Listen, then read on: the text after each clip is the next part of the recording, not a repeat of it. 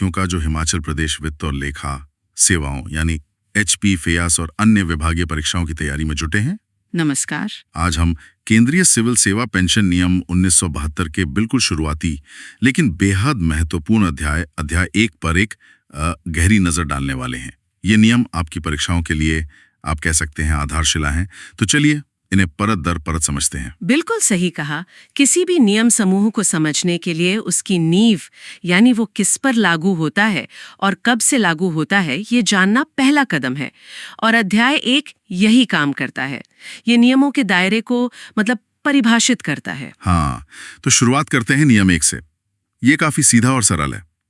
नियम 1 उपनियम 1 हमें बताता है कि इन नियमों का आधिकारिक नाम केंद्रीय सिविल सेवा पेंशन नियम 1972 है। हाँ, ये नाम ही इनकी पहचान है। और इसी नियम 1 का उपनियम 2 स्पष्ट करता है कि ये नियम 1 जून 1972 से लागू हुए।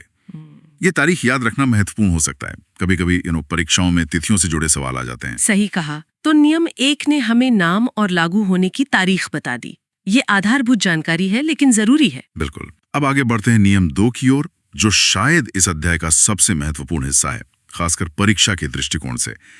नियम 2 ये तय करता है कि ये पेंशन नियम आखिर किन सरकारी कर्मचारियों पर लागू होते हैं। हाँ, यहीं से असली बात शुरू होती है। नियम 2 साफ तौर पर कहता है कि ये नियम उन सभी सरकारी कर्मचारियों पर लागू हैं जिनकी नियुक्ति 31 दिसंबर 2003 को या उससे पहले हुई है।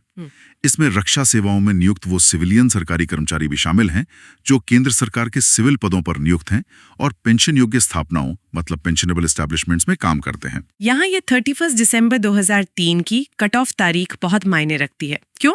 क्योंकि 1 जनवरी 2004 से नियुक्त कर्मचारियों के लिए सरकार नई पेंशन प्रणाली यानी नेशनल पेंशन सिस्टम NPS लेकर आई। तो ये नियम 2 मूल रूप से पुरानी पेंशन योजना यानी OPS के दायरे को परिभाषित करता है। ये जानना बहुत जरूरी है कि कौन इस पुरानी व्यवस्था के तहत आता है। बिल्कुल। और जितनी जरूरी ये जानना है कि नियम किस पर लागू होते हैं, उतना ही जरूरी ये समझना है कि ये किन पर लागू नहीं होते हैं। नियम 2 में इसकी एक पूरी सूची दी गई है। परीक्षा में अक्सर यहीं से सवाल बनते हैं कि भाई फलां श्रेणी के कर्मचारी पर ये नियम लागू होंगे या नहीं। हाँ, ये सूची अपवादों को, एक्सेप्शंस को स्पष्ट करती है। चलिए देखते हैं कौन कौन इस दायरे से बाहर है। सबसे पहले तो क, रेलवे कर्मचारी, उनके लिए अलग नियम है। फिर ख, वो लोग जो कैजुअल या दैनिक मजदूरी डेली रेटेड पर रखे गए हैं। सही है, क्योंकि उनकी सेवा की प्रकृति स्थायी नहीं मानी जाती। आगे, वे व्यक्ति जिनका भुगतान आकस्मिकताओं यानी कंटिंजेंसीज से होता है। फिर वो कर्मचारी जो अंशदायी भविष्य निधि यानी कॉन्ट्रीब्यूटरी प्रोविडेंट फंड CPF का लाभ ले रहे हैं। जाहिर है, अगर CPF ले रहे हैं तो पेंशन के ये नियम लागू नहीं होंगे। हाँ, ये 2 अलग अलग सेवानिवृत्ति लाभ योजनाएं हैं। एक साथ दोनों का फायदा नहीं मिलता। सही। इसके बाद अखिल भारतीय सेवाओं all India services IAS, IPS, IFS के सदस्य, इनके लिए भी अलग नियम है। जी। च, विदेशों में भारतीय दूतावासों या मिशनों में स्थानीय रूप से भर्ती किए गए कर्मचारी भी बाहर हैं। उनका रोजगार स्थानीय कानूनों और शर्तों के तहत होता है, इसलिए वो इसमें नहीं आते। और 6, अनुबंध पर कॉन्ट्रैक्ट पर नियुक्त व्यक्ति, जब तक कि उनके अनुबंध में स्पष्ट रूप से पेंशन का प्रावधान न हो। और अंत में ज, वे व्यक्ति जिनकी सेवा शर्तें सीधे संविधान के किसी प्रावधान या संसद के किसी विशेष अधिनियम द्वारा नियंत्रित होती हैं। तो ये सूची काफी व्यापक है और दायरे को बहुत स्पष्ट कर देती है। इसमें एक पैटर्न दिखता है। जिनके लिए अलग सेवानिवृत्ति योजनाएं हैं जैसे रेलवे, CPF, AIS, या जिनकी सेवा की प्रकृति स्थायी सरकारी कर्मचारी जैसी नहीं है, जैसे कैजुअल, कॉन्ट्रैक्ट, स्थानीय भर्ती, उन्हें इन नियमों से बाहर रखा गया है। परीक्षा के लिए इस सूची के हर बिंदु को ध्यान से समझना जरूरी है। कौन अंदर है, कौन बाहर। बिल्कुल। नियम 2 को और स्पष्ट करने के लिए इसके साथ कुछ महत्वपूर्ण सरकारी निर्णय, government of India's decisions GIDs भी जुड़े हैं। इनमें से पहला है GID 1, जो केंद्र शासित प्रदेशों यूनियन टेरिटरीज के कर्मचारियों से जुड़ा है। अच्छा, UTs के लिए क्या है इसमें? GID 1 कहता है कि केंद्र शासित प्रदेशों के कर्मचारी भी CCS पेंशन नियम 1972 के अंतर्गत आते हैं। इसमें दिल्ली प्रशासन और अन्य केंद्र शासित प्रदेशों का जिक्र है। हाँ, चंडीगढ़ प्रशासन को छोड़कर।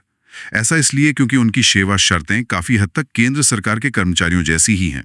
ये एक महत्वपूर्ण स्पष्टीकरण है। इससे उन कर्मचारियों के मन में कोई शंका नहीं रहती जो केंद्र शासित प्रदेशों में काम करते हैं।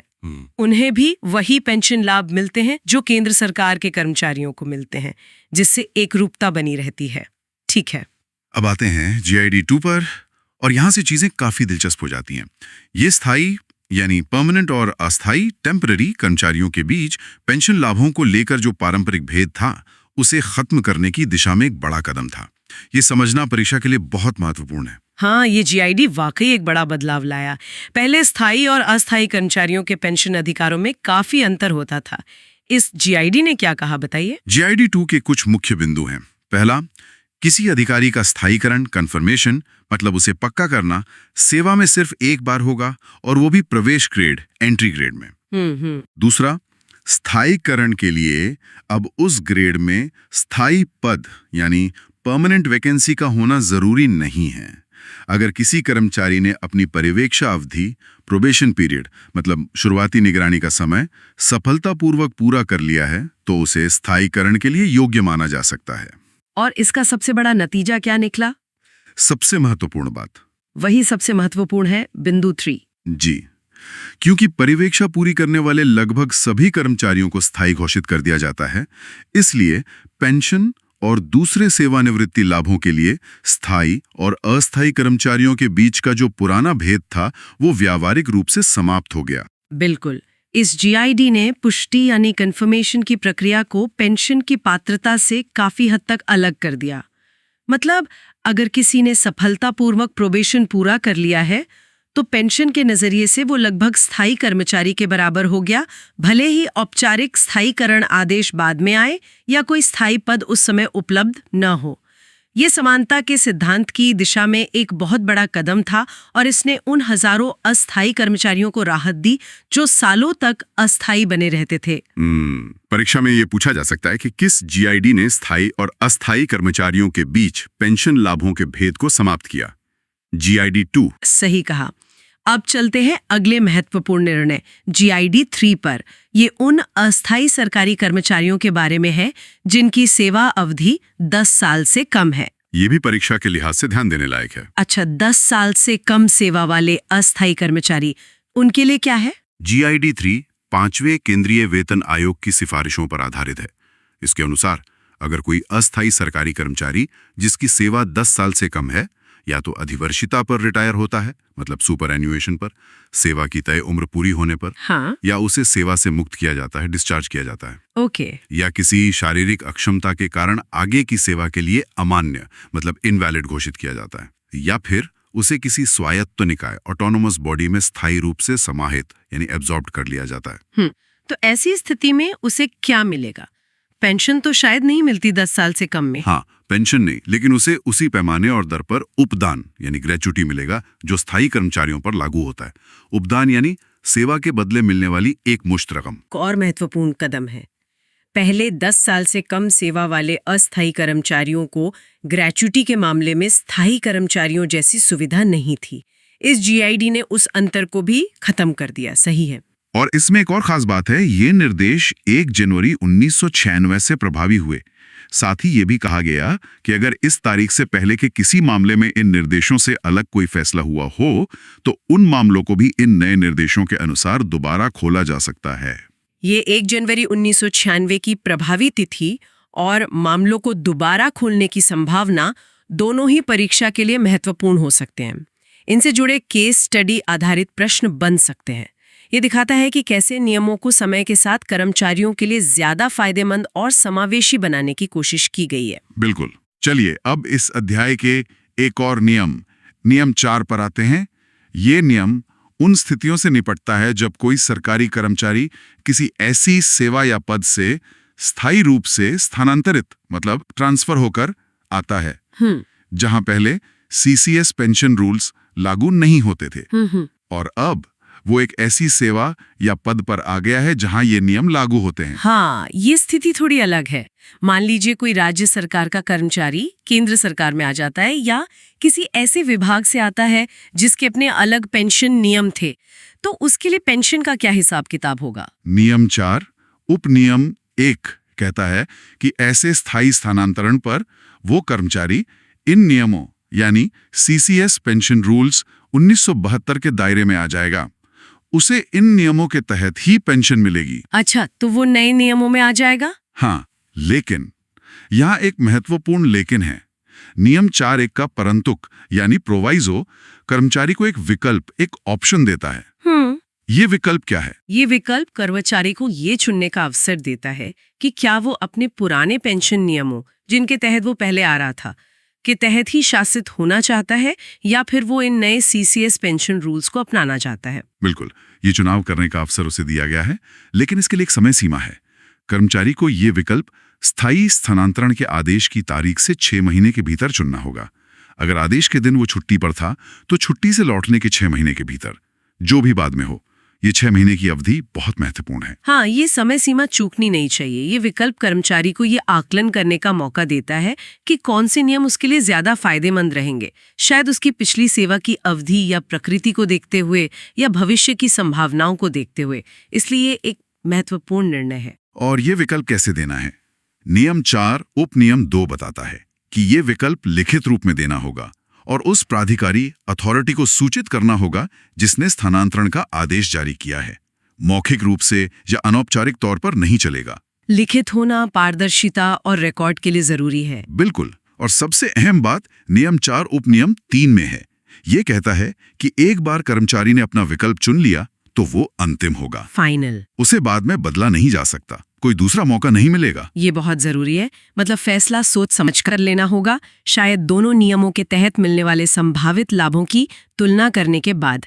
परीक्षा के लिए नियम 4 से जुड़े ये बिंदु, विकल्प का मिलना, 6 महीने की समय सीमा, लिखित सूचना की जरूरत और विकल्प का अंतिम होना, ये सभी याद रखने वाले हैं।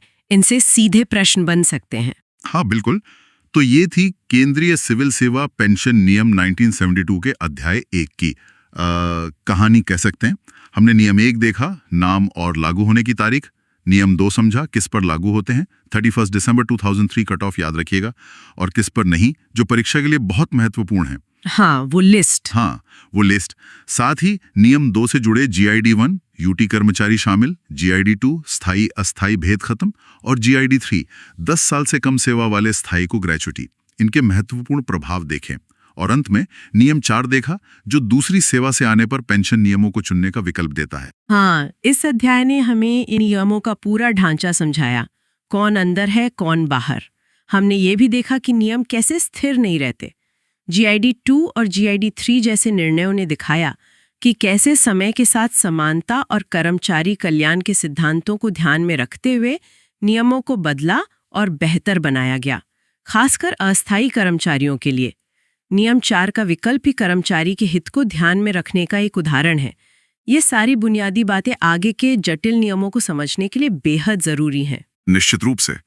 और जैसा हमने शुरू में कहा था, HVPF और विभागीय परीक्षाओं की तैयारी करने वाले हमारे सभी साथियों के लिए इन बुनियादी नियमों की गहरी और स्पष्ट समझ अनिवार्य है। ये आपके ज्ञान की नींव का पत्थर हैं। तो इन सब बातों का मतलब क्या है? इसका मतलब ये है कि नियमों की बारीकियों को समझना न केवल आपको परीक्षा में अच्छे अंक दिलाएगा, बल्कि सेवा के दौरान अपने या दूसरों के पेंशन संबंधी मामलों को समझने और सही ढंग से निपटाने में भी आपकी मदद करेगा। और जाते जाते एक विचार छोड़ जाती हूँ जिस पर सोचा जा सकता है। जिस तरह से हमने देखा कि GID 2 और GID 3 ने अस्थायी कर्मचारियों के लिए लाभों का विस्तार किया, क्या ये सरकारी नौकरियों की बदलती प्रकृति और कर्मचारियों के प्रति राज्य के बदलते नजरिए को दर्शाता है? क्या ये व्यापक सामाजिक और कानूनी बदलावों का प्रतिबिंब है? ये सिर्फ नियम नहीं, बल्कि बदलते समय की कहानी भी कहते हैं। सोचने वाली बात है। बहुत बढ़िया। इतनी धैर्यपूर्वक इस महत्वपूर्ण और थोड़ी तकनीकी जानकारी को सुनने के लिए हम आप सभी की सराहना करते हैं। हमें उम्मीद है कि इस चर्चा से आपको CCS पेंशन रूल्स के अध्याय 1 को समझने में मदद मिली होगी। धन्यवाद। अगर आपको ये चर्चा उपयोगी लगी हो तो कृपया इसे लाइक करें और अपने उन साथियों के साथ जरूर शेयर करें जो HPFAS या अन्य विभागीय परीक्षाओं की तैयारी कर रहे हैं। इस तरह की और जानकारीपूर्ण चर्चाओं के लिए चैनल को सब्सक्राइब करना न भूलें। अगली चर्चा में फिर मिलेंगे।